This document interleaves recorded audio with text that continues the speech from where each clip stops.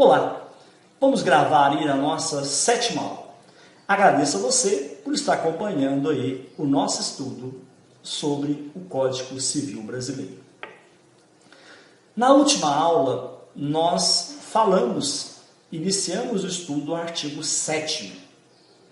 O artigo 7º que chama a nossa atenção para a decretação da morte presumida sem a decretação da ausência. Porque, na verdade, o artigo 6º vai nos falar sobre a decretação da ausência. Já no artigo 7º, nós vamos preocupar com a morte presumida sem decretação de ausência. Acompanhe aí no seu quadro, no seu monitor, o inciso 2. O que diz o inciso 2?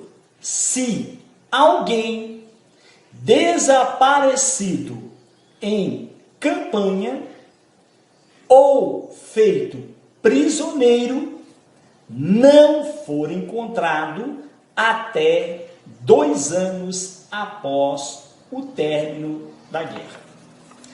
Lembrando vocês que o inciso 1 do artigo 7º, ele fala se for extremamente provável a morte de quem estava em perigo de vida. Imagine vocês, a pessoa, no tempo em que desapareceu, fosse portadora de doença grave, fatal, uma cura sem cura conhecida, né? Aquela pessoa, quando desapareceu, ela não gozava de condições suficientes para manter a sua vida. Nesse caso, pode-se declarar a morte presumida sem a decretação da ausência. Agora, o inciso 2, ele fala do desaparecimento da pessoa em campanha ou feito prisioneiro após o término da guerra. Só que o inciso 2, ele descreve um tempo, né? A lei, ela já taxa para nós um período, que é o período de 2 anos. Houve uma guerra, aquela pessoa estava envolvida naquela guerra, um soldado, seja o que for, passa-se 2 anos, aquela pessoa não aparece, então, nesse caso, poderá ser declarada a morte presumida sem decretação de ausência. Por quê? É o inciso 2. Se alguém desaparecido em campanha ou feito prisioneiro não for encontrado até 2 anos, até 2 anos após o término da guerra. Ok? Tranquilo, o artigo 7º que nós terminamos aí o nosso estudo e vamos ainda para o seu parágrafo único.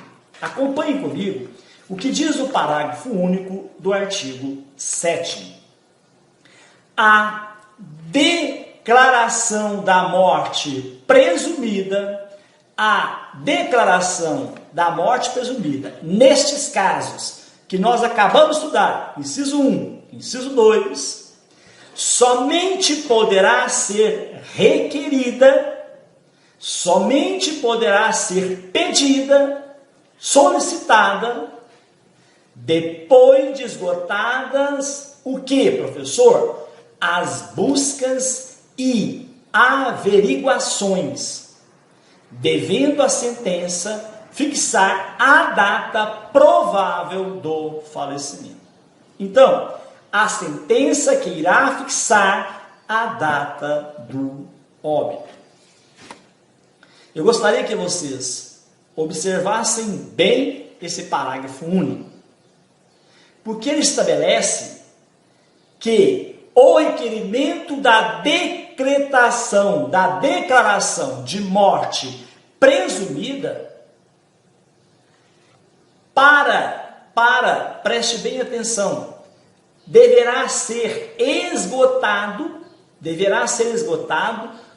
todas as possibilidades de encontrar essa pessoa. Então, a declaração da morte presumida somente poderá ser requerida após esgotadas todas as possibilidades de encontrar esta pessoa. Buscas, averiguações, tudo o que for necessário. Vocês estão vendo que o legislador, ele fala que após esgotadas todas as buscas e averiguações. E lembrando a vocês que quem vai fixar a data do óbito é a sentença, é o juiz.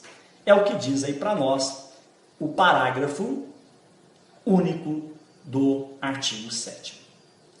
Vamos estudar agora o artigo 8º do Código Civil. Se dois ou mais indivíduos falecerem na mesma ocasião, não se podendo averiguar se algum dos dois comorientes precedeu aos outros, presumir-se-ão simultaneamente mortos.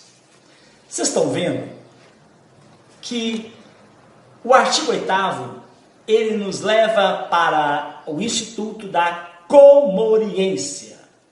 O que é comoriência? É fácil de entender, porque o artigo 8º é autoexplicativo. Vamos então entendê-lo. Comoriência é a morte de duas pessoas ou mais no mesmo instante, na mesma hipótese, na mesma ocasião, sem hipótese de averiguação sobre qual delas morreu primeiro. Houve um acidente. 3 passageiros estavam dentro do carro. Haverá comoriência quando não houver como precisar o exato momento que cada um faleceu. Não souber dizer quem faleceu, quem morreu primeiro. É isso que é a comoriência. Comoriência é a morte de 2 ou mais pessoas na mesma ocasião, sem hipótese. Não tem como, não há hipótese de averiguação sobre qual delas morreu primeiro. É o que diz aí o próprio artigo 8º. Se 2 ou mais pessoas, indivíduos, falecerem na mesma ocasião, não se podendo averiguar se algum dos comorientes faleceram ao mesmo tempo, precedeu aos outros, presumir-se-ão simultaneamente mortos. É impossível, neste caso, apurar quem morreu primeiro. É impossível. Ocorreu o Instituto da Comoriência. Meus caros, mais um exemplo da doutrina. Um casal sem descendentes e ascendentes, sem pais, sem filhos, falece no mesmo evento, mesma ocasião. Se demonstra que o marido pré-morreu a esposa. Esta recebe a herança do marido para transmitir em seguida para os seus herdeiros, porque o marido morreu primeiro, nesse primeiro exemplo. Agora, se é a mulher quem morreu primeiro, que o marido, sucede o marido à mulher, transmitindo aos seus herdeiros, aos herdeiros do marido, a herança recebida. Agora, vamos para a comoriência. Sendo impossível determinar a precedência, quem morreu primeiro, presume-se o nosso código, o artigo 8º, que morreram simultaneamente. Que morreram simultaneamente. A herança, então, meus caros, será repartida em 2 porções, atribuídas, respectivamente, aos herdeiros de cada um dos cônjuges ou dos falecidos naquele fato. Não haverá transmissão de bens entre os comorientes. Não haverá transmissão de bens entre os comorientes. Ok? O artigo 9º diz o seguinte. Artigo 9º.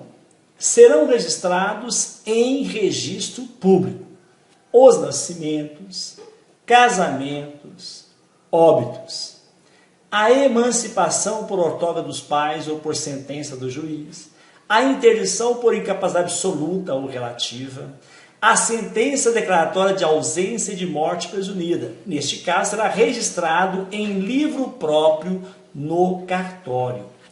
Já o artigo 10, ele vai nos falar sobre a averbação, far-se-á a averbação em registro público, da sentença decretária a nulidade ou anulação do casamento, que já foi registrado, agora será feita uma averbação, uma alteração, do divórcio também, que já foi feito o registro do casamento, da separação judicial, mesma coisa, e o restabelecimento de sociedade conjugal, mesma coisa. Nesse caso é averbar, tem a diferença aí quanto ao registro. O registro você faz aí o registro em livro próprio, e no caso da averbação é uma alteração à parte que é feita em um documento. Foi feito o registro, agora você vai fazer a alteração através da averbação.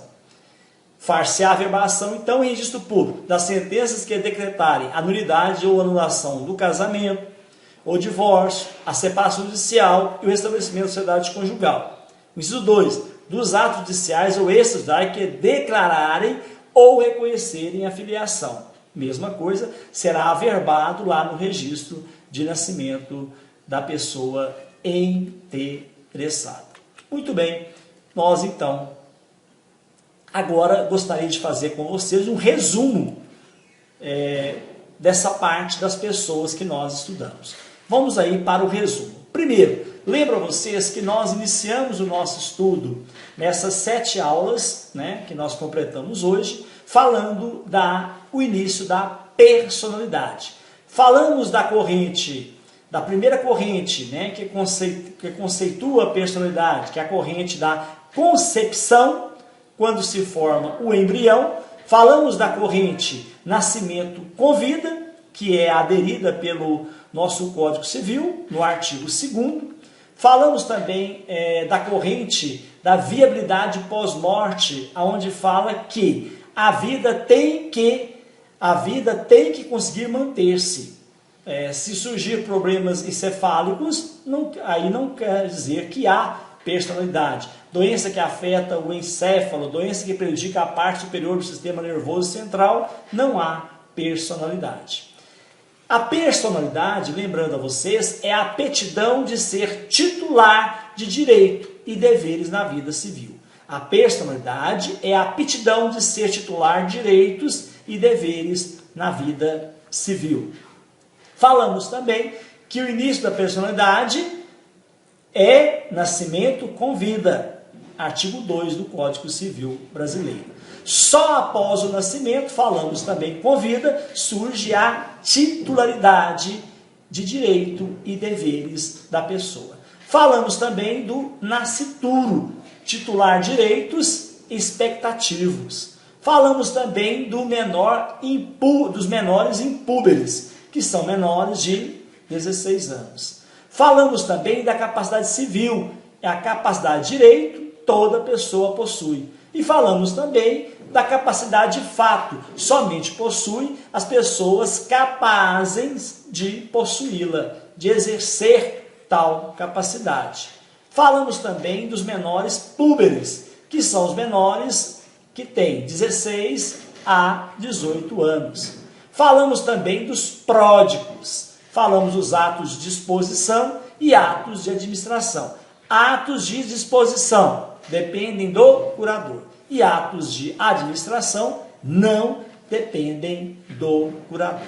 Falamos também da presunção iuris tantum, presumir-se-ão simultaneamente mortos, como oriência que falamos. Falamos também que o nascituro não nasceu com vida. O que ocorre? Não há direitos adquiridos atuais. O que se fala é em direitos futuros. O nascituro não nasceu com vida. E aí? Não há direitos adquiridos atuais. O que se fala é direitos futuros. Meus caros, terminamos esse 7 encontro, né? Espero que esses encontros tenham colaborado com vocês. Um grande abraço, até o próximo encontro, se Deus quiser. Nós começaremos a partir do artigo 11, estudando aí dos direitos da personalidade. Um grande abraço, até o próximo encontro, se Deus quiser.